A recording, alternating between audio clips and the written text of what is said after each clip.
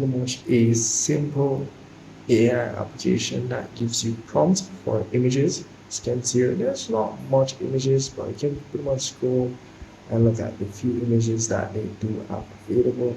As you can see here, not much, but as you can see here, I would say not much as I said before.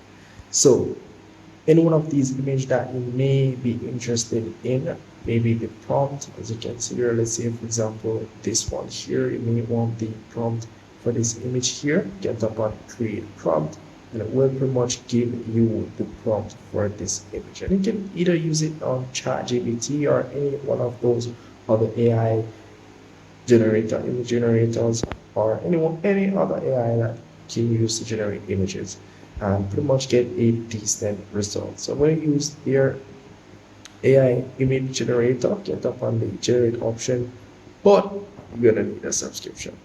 So they do offer a 3 days free trial subscription, which you can get. As you can see here, once you do purchase, you won't be purchasing, let's say it's 3 days free trial, guys. So you do get unlimited image generation, premium feeds for quality, and no watermark. So that's really pretty much it. So nothing much for that. And to save your images, so once you have tap on the create image option, do not exit it without saving it to your downloads or your gallery.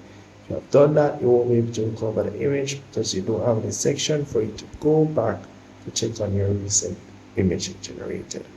So that's really pretty much it for the application. Very, very simple, decent, nothing hard for you to not understand. And if I've missed anything at all, just let me know in the comment section. See you guys in the next one.